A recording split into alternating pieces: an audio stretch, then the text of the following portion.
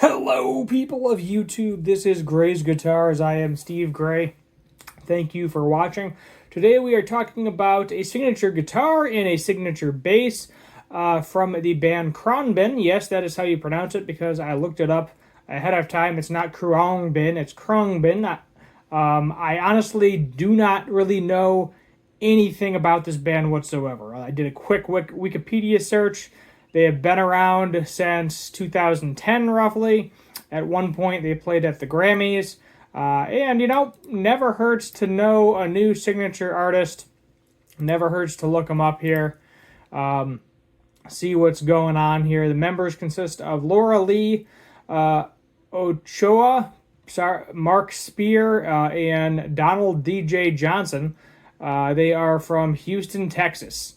So influencers such as thigh rock, Iranian pop, and dub with American soul rock and psychedelia.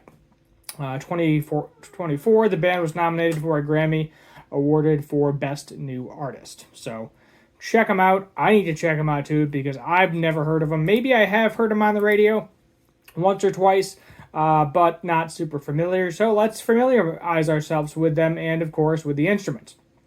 So Fender Khruangbin Collection Signature Guitars unveiled. The Fender unveils the Khruangbin Signature Stratocaster and Jazz Bass replicas of Mark Spear and Laura Lee's iconic instruments. Fender today announced the release of two highly anticipated signature instruments, meticulously crafted to replicate the unique sound and feel of Khruangbin's trailblazing guitarist Mark Spear and bassist Laura Lee. First time ever, Fender is simultaneously launching signature models for two artists, offering fans and musicians the chance to experience the very instruments that define their trademark psych rock sound. The new Mark Spear Strat and Laura Lee bass, both produced at Fender's renowned Ensenada, Mexico factory, so made in Mexico models are more than just new models. They're exact replicas of the modified instruments Spear and Lee have exclusively played and refined over the past decade. These limited edition signature guitars and basses are designed to capture the essence of the sonic identity, from the unique specifications to their distinct features. Mark and Laura have built their trademark sound with some unique specs and features on their primary instruments. We want to be able to share that, a Fender spokesman stated, highlighting a dedication to authenticity in this historic release. DiMarzio power under the hood. So we're talking about the Strat first. Key element defining the sonic characteristics of both instruments is the inclusion of DiMarzio pickups, a testament to the artist's long-standing sonic preferences. Spear's signature Strat is armed with DiMarzio Pro Track electronic guitar pickups in neck and bridge position, seamlessly combining a traditional 70s Strat pickup in the middle. This unique configuration delivers the versatile tones synonymous with Spear's intricate guitar work. Meanwhile, Lee's signature jazz bass features a pair of DiMarzio Ultra Jazz pickups. DiMarzio's own description of these pickups perfectly encapsulates the sound of Lee's achieves. Lows are deeper, highs are more percussive, and mid-range is round but not muddy. The partnership with the DiMarzio ensures that both instruments deliver the authentic, rich, and dynamic tones Khruangbin fans have come to love. So I think they don't have like the original 70s instruments, but that's kind of the vibe I'm getting, a little bit of a 70s vibe going on. So I think they have reissues, and they essentially just modified the reissues.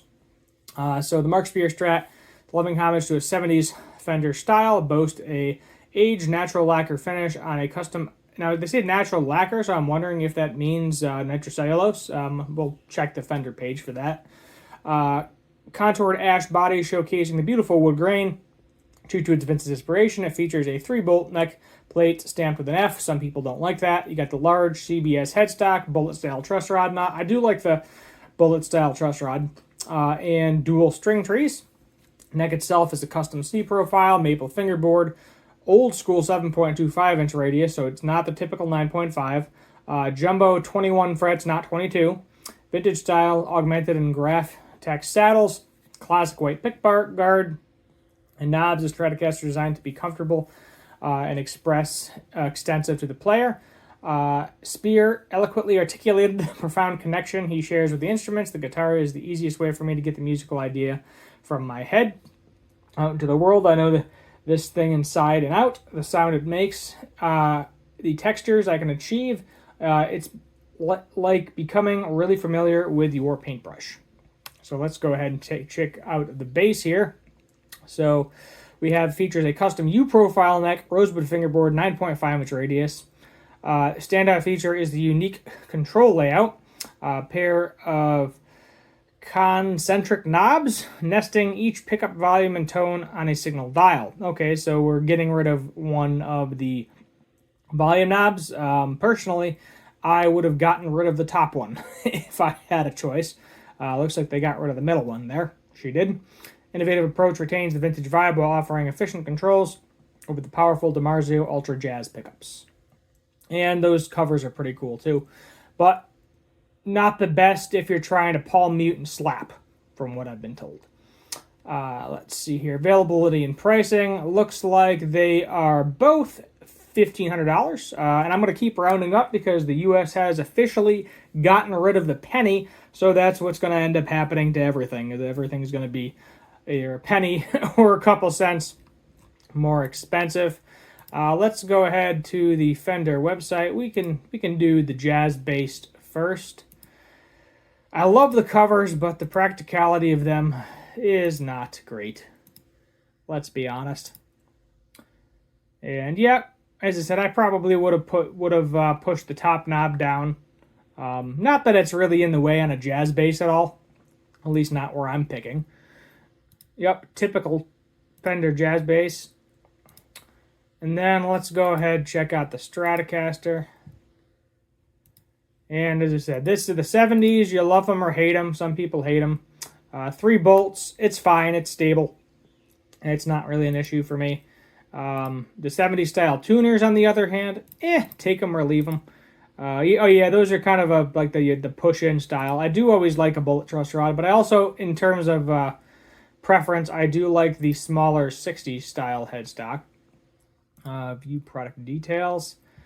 Let's see, specs. Let's do specs, because I'm curious if it is actually a nitro finish. No, it is not. Gloss polyester. So no nitro finish here, if that's what you're looking for. Let's see what kind of like a plain Jane, I think it's the Player 2 Strat is going for. I think that would be the equivalent, just to see what the premium is. Let's see here. So a Strat is going to run you $950, so you are actually paying about a $550 premium for the DiMarzio pickups. I don't know how much just the pickups go for themselves. I understand. Let's see if there's like a 70s model. Let's see, electric guitars. Would it be vintage series? I'm trying to think. Artist series, standard, shop all. Because I know they have like a vintage series, I think, don't they? Where they actually give you the 70 specs. I'm not looking for the Indonesian ones.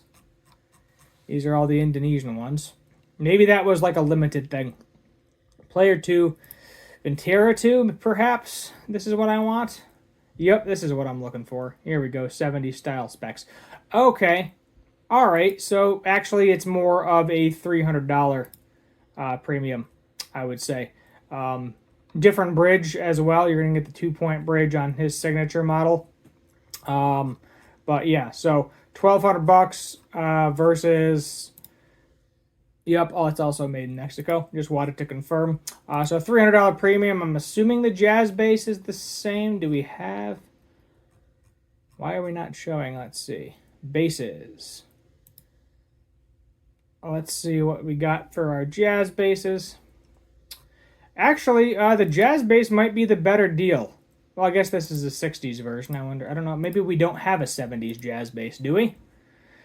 Do we have? Yeah, they're all 60s. As though there's a 70s kind of Mustang, and then you got the the bass 6 there. Let's go ahead and go see the Player 2 series. I'm curious what those are going for. Yeah, so actually I would say the bass might be the little bit better deal in terms of the signature artist premium. Both cool guitars.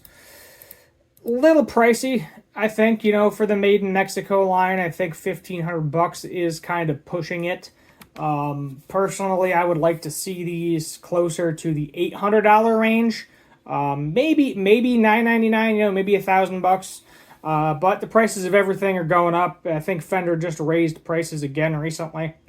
So if you're like me, I got no problem if I really want something, waiting on the used market and seeing what happens, if you will. I usually just go for stuff I find a good deal on, and go from there. Like the recent Fender Jazz bass I got, I did not pay anywhere near, in retrospect, it's a 25-year-old bass. It's a 2000 bass. I did not pay anywhere near $1,500 for that instrument. But to each their own. The deals are out there if you're looking for them. Regardless, I think these are two cool instruments. If you like the band, maybe this is something you want to get. A lot of I feel like I would prefer the jazz bass over the guitar, even though I'm not a huge bass player. Just being that in terms of specifications, I like the way the bass is laid out more than I like the way the guitar is laid out. I want my 22 frets. I kind of like my 4 bolts. I like my smaller headstock. And I'm more of a hardtail guy anyway in general. But there it is. There you have it. No need to make this any longer. Thank you for watching. Subscribe, notification bell, like, share, comment, all that good stuff. And until next time, as always, have a good one.